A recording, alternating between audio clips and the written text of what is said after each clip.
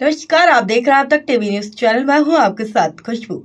नारायणपुर मोहल्ला औरैया में 77वें गणतंत्र दिवस के अवसर पर संविधान गोष्ठी का आयोजन किया गया है। जनपद औरैया में गणतंत्र दिवस को महापर्व के रूप में बड़ी ही धूमधाम से मनाया गया। इस अवसर पर जगह जगह झांकियां निकाली गई और देशभक्ति से ओत-प्रोत कार्यक्रम का आयोजन किया गया।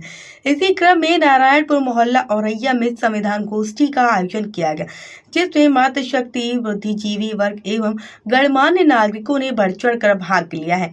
कार्यक्रम के दौरान वक्ताओं ने भारतीय संविधान के महत्व पर प्रकाश डालते हुए उपस्थित लोगों को उनके अधिकार और कर्तव्य की जानकारी दी है। गोष्ठी में वक्ताओं ने अपने अपने विचार रखते हुए कहा कि मातृशक्ति ही समाज और राष्ट्र की सबसे बड़ी शक्ति है। जब तक धरती पर मातृशक्ति, जब तक पुरुष का अस्तित्व है, मातृशक्ति के बिना सब कुछ शून्य है। वक्ताओं ने बताया है कि आजादी की लड़ाई से लेकर आज देश के सर्वोच्च पदों तक मातृशक्ति का अहम योगदान रहा है। संविधान में मातृशक्ति को सम्मान, अधिकार और सम्मान के साथ जीवन जीने का अधिकार दिया गया है। वक्ताओं ने लोगों से अपील की है कि वो अपने बच्चों को अच्छे संस्कार देने के साथ साथ संविधान के बारे में जानकारी दे, ताकि आने वाली पीढ़ी अपने हक और अधिकारों को समझ सके और जागरूक बन सके। इस संविधान गोष्ठी में लगभग 1 सैकड़ा लोगों की उपस्थिति रही है। कार्यक्रम का आयोजन विश्वनाथ प्रताप सिंह फौजी द्वारा किया गया है और गोष्ठी में मुख्य रूप से प्रोफेसर अरविंद कुमार सिंह, पंकज कुमार, कमलेश कुमार, वीर सिंह, अध्यापिका नेहा कुमारी, जूली भारती, सत्येंद्र कुमार, नरेंद्र कुमार, विजय सिंह, वीरेंद्र सिंह सहित कई गणमान्य लोग उपस्थित रहे। कार्यक्रम के दौरान कमलेश कुमार एवं अध्यापिका नेहा कुमारी के विशेष भूमिका रही है। आगे क्या कुछ पता है वो आपको सुनाते हैं। नमस्कार, मैं हूं राघवेंद्र सिंह। आप देख रहे हैं अब तक टीवी न्यूज चैनल। मैं इस समय जनपद के औरैया के नारायणपुर मोहल्ले में मौजूद हूं, जहां पर 77वां गणतंत्र दिवस के उपलक्ष्य में आज संविधान गोष्ठी एक रखी गई है। वहां पर कुछ गणमान्य लोग व मातृत्व शक्ति भी मौजूद है। मैं वहीं पर एक हमारे जो बुजुर्ग हैं, सीनियर हैं, उनसे मैं पूछते हैं कि आज नारायणपुर में 77वां गणतंत्र दिवस के उपलक्ष्य में एक संविधान गोष्ठी रखी गई है, उसका मुख्य उद्देश्य क्या है? धन्यवाद। सबसे पहले तो मैं आपके इस चैनल अब तक को और आपको और आपके सहयोगियों को मैं धन्यवाद देता हूँ और बहुत बहुत साधुवाद देता हूँ। आज 77वें गणतंत्र दिवस पर यहाँ नगरवासियों ने एक संविधान गोष्ठी या गणतंत्र दिवस पर एक गोष्ठी रखी। उसमें संविधान पर चर्चा हुई, देश कैसे गणतंत्र हुआ और किन किन परिस्थितियों में होकर के हम विदेशी कानून के अंतर्गत काम कर रहे थे। उसमें हमारे राष्ट्रपिता महात्मा गांधी, सरदार वल्लभ भाई पटेल, पंडित जवाहरलाल नेहरू और सुभाष चंद्र बोस या और हमारी अन्य हस्तियां काम कर रही थी। उसी क्रम में हमारे एक ये कह सकते हैं कि पृथक अलग थलग पड़े समाज का नेतृत्व हमारे पूज्य बाबा साहब डॉक्टर भीमराव अम्बेडकर जी कर रहे थे। लेकिन लगातार वो भी यही चाह रहे थे कि देश हमारा आज़ाद हो और साथ ही मुझे सामाजिक जो हमारी विषमताएं हैं उनको दूर करते हुए हमारे समाज को भी सम्मान मिले, जो इस मूल धारा से अलग थलग था। इसी क्रम में वो दोहरी लड़ाई लड़ रहे थे। एक तो अंग्रेजों से विवश कर रहे थे कि भाई भारत छोड़ दीजिए और हम आपके साथ नहीं करेंगे, हम अपने राष्ट्र के साथ खड़े हैं। वहीं पर हम भारत में हमारे बाबा साहब ये भी प्रयास कर रहे थे कि हमें भी अंग्रेज आप जाने से पहले हमारे लिए यहाँ कुछ व्यवस्थाएं दे दीजिए। तो उन्होंने कुछ व्यवस्थाएं तत्कालीन अपनी सरकारों में दी थी। इसके बाद अंग्रेजों को पता हो गया था उन्हें भारत छोड़ के जाना ही जाना है। तो संवैधानिक व्यवस्थाएं कैसे चले, क्या हो, ये देश कैसे चलेगा, उनकी चिंता का विषय था। उन्होंने भारत को भी बहुत कुछ निर्माण करके दिया था। अपने हालांकि उनको अपने स्वार्थ से हमारे भारत से बहुत सारी चीज़ें, धन संपत्तियाँ, परिसंपत्तियाँ दूर कर ले गए और यहाँ से हम काफ़ी कमज़ोर हो गए। लेकिन अब समस्या थी हमारे देश के सामने कि हमारी विधिवत व्यवस्था कैसे चले। कानून कोई था नहीं उस समय। तो अब हम चूंकि स्वतंत्र हो गए 15 अगस्त 1947 को डिक्लेयर हो गए, अंग्रेज यहाँ से चले जाते हैं। अब समस्या ये आती है कि इस देश को चलाया कैसे जाए। जब चलाने की बात आई तो क्योंकि विदेशी कानून तो लागू होगा नहीं, अब हमारे देश को चाहिए था हमारे देश का कानून।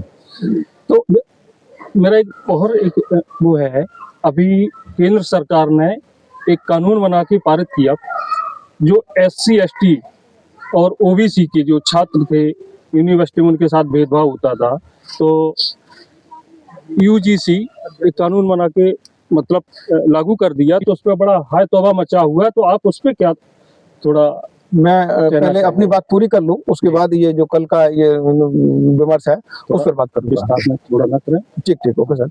और तो हम संविधान की बात एक मिनट खत्म करते हैं। तो हमारे देश को हमारा कानून चाहिए था, तो अब हमारे उस संविधान सभा का गठन हुआ, 299 सदस्य उसमें नामित हुए, उनमें से बाबा साहब हमारे एक थे। एक ड्राफ्टिंग कमेटी गठित हुई, तो ड्राफ्टिंग कमेटी या यूं कहेंगे स्क्रूटनी कमेटी भी उसको कह सकते हैं कि सारे ड्राफ्टों को स्क्रूटनी करना, देखना, एक एक गलती को करेक्ट करना, ये बाबा साहब के नेतृत्व में जो कमेटी बनी थी उसका कार्य था।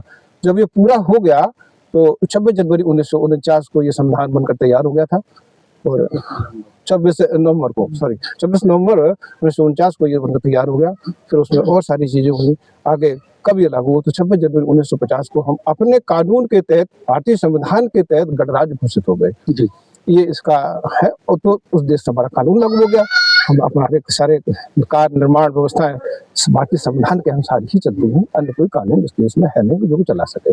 अब रही बात आपकी अगली बात, UGC की बात कर रहे हैं। UGC एक्ट की अभी बात की, UGC एक्ट अभी 2025 में आया। ये इससे पीछे एक UGC एक्ट 2012 का भी है।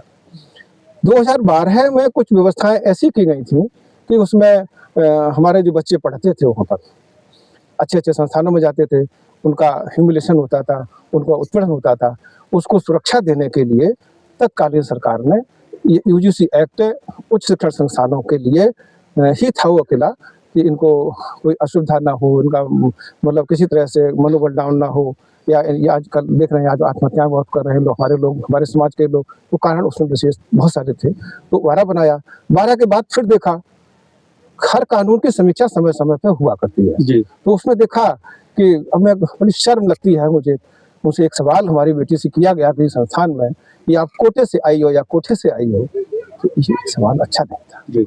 तो इसी एक सवाल था, लेकिन मसला कुछ भिन्न था। इसी क्रम में थोड़ा सा फिर कानून को विस्तार दिया गया, एक कमेटी बनाई गई, तो जब सुप्रीम कोर्ट के आदेश हुए तब कमेटी बनाई गई है। तो हमारी एक जनहित याचिका लगी, उसके अंतर्गत सुप्रीम कोर्ट ने आदेश दिया कि पुनः एक कमेटी बना करके एक कानून की समीक्षा कर ली जाए। तो उसकी रिपोर्ट आती है, रिपोर्ट आने के बाद फिर उससे विचार होता है, सरकार को दी गई, तो सरकार ने एक विमर्श किया। हालांकि अभी जो UGC एक्ट 2025 आया, 26 में लागू हो रहा है, उसमें कुछ गजट पत्र के माध्यम से आया, उसमें कुछ कमियां हैं, पुनर्विचार होगा उसमें, और निश्चित रूप से वो समाज के हितों के लिए है। जहाँ तक अभी एक जो सोशल मीडिया पर आप देख रहे होंगे बहुत सारा चीजें उसमें हो रही हैं, हालांकि ऐसा है नहीं। अगर विद्वत रूप से पढ़े, एक सेकंड, उसको विद्वत रूप से पढ़ेंगे, समझेंगे, उसके परिभाषा को समझेंगे, तो किसी कानून में सुधार की हमेशा गुंजाइश होती है, तो सुधार किया जा सकता है। आंदोलन करने की किसी को आवश्यकता नहीं है, और मैं भी उनके साथ में हूँ, उनका भी ह्यूमिलेशन नहीं हुआ, मेरे छात्र छात्राओं का ह्यूमिलेशन नहीं होना चाहिए, तो ये मेरा ऐसा नहीं होता है। यहीं पर हमारी एक शिक्षिका जी है नेहा जी, मैं आपसे पूछना चाहते हैं, डॉक्टर भीमराव अंबेडकर ने एक बहुजन के लिए बोला था कि शिक्षित बनो, संघर्ष करो और संगठित रहो। मैं देखते हैं कि जो प्राइमरी स्कूल है, प्राइमरी स्कूलों में शिक्षा का स्तर बहुत गिरता जा रहा है, क्योंकि वहां पर ध्यान नहीं देते उनके माता पिता कि मेरे बच्चे पढ़ने जा रहे हैं या नहीं जा रहे। अगर जा भी रहे हैं, कुछ ऐसे गार्जियन होते हैं कि वो अपने बच्चे ध्यान ही नहीं देते, वो सिर्फ ध्यान देते हैं कि मेरा बच्चा खेतों पे जाके काम करे पर पढ़ने मत जाए। और दूसरी तरफ ये देख रहे हैं कि जो बहुजन समाज के बच्चे हैं वो पढ़ने की जगह गलत संगतियों की ओर जुड़ते जा रहे हैं, तो उस पर आप क्या कहना चाहिए? सर, जैसे आपने बताया प्राइमरी स्कूल में, बता दूं कि सरकारी स्कूल में अगर देखा जाए तो ज्यादातर बहुजन समाज के ही बच्चे हैं जी। और जैसे हमने बीएड में पढ़ा था कि शिक्षा एक त्रिकोणीय होती है, उसमें एक एंगल होता है शिक्षक, एक बच्चा और एक होता है अभिभावक जी। अब आजकल सर क्या हो गया है कि शिक्षक थोड़ा लाचार सा लग रहा है जी, क्योंकि गवर्नमेंट के भी इतने ज्यादा प्रेशर है। पढ़ाई के जो हमारा मेन जो काम होता है शिक्षक का, चौक डस्टर, उससे हटके अतिरिक्त बहुत ज्यादा काम दिए गए। और गार्जियन भी क्योंकि पैसे से कमजोर है तो उसकी मजबूरी है, बच्चे को काम पे अपने साथ लगा लेते हैं खेतों में। या मेरे कुछ बच्चे हैं, मैं राजकीय विद्यालय में पढ़ाती हूँ, तो कुछ बच्चे देखा रात में जाते हैं गेस्ट हाउस में काम कराते हैं, कुछ पैसे मिलेंगे, तो सर वो तो हट जाता है ना। जैसे हमने जो आज पढ़ाया है वो हट गया। ये बच्चे कभी कभी महीने भर के लिए भी बाहर चले जाते हैं, गुजरात वगैरह, तो सर इसका बहुत इफेक्ट पड़ता है। लेकिन अभी आपने शिक्षक अकेला जिम्मेदार नहीं। अभी आपने अपने वक्तव्य में बोला है कि आधी रोटी खाओ पर अपने बच्चों को शिक्षा दिलाओ। बिल्कुल ठीक है, बिल्कुल। लेकिन मैं गार्जियन से सर यही कहती हूँ, आते हैं मैं पीटीएम मीटिंग में यही कहती हूँ कि जैसे भी हो बच्चों को विद्यालय जरूर भेजिए, क्योंकि बच्चा अगर नहीं आता तो पढ़ाई बहुत प्रभावित होती है। ठीक है, आप बने रहिए अब तक टीवी न्यूज के साथ। मैं हूँ राघवेंद्र सिंह, नमस्कार। संकल्प लें कि भारतीय संविधान की एक पुस्तक जरूर होनी चाहिए। यही पुस्तक आपकी सारी मतलब जो आप सोचते हैं कि सर्वश्रेष्ठ हमारी कोई धर्म की पुस्तक है, उससे भी बड़ी ये पुस्तक है जिसको हम सबसे ज़्यादा पवित्र मान सकते हैं पुस्तक को। साथ ही हम ये चाहते हैं कि संविधान का अनुपालन करते हुए आज हम देख रहे हैं कि हमारे गाँवों में, बस्तियों में बहुत सारी चीज़ें जो समस्याएं हैं, जैसे कि बहुत सारा धूम्रपान, नशीली पदार्थों का सेवन, इनको भी आप लोग देखिए, उनको भी हमें कम करना है। ठीक है।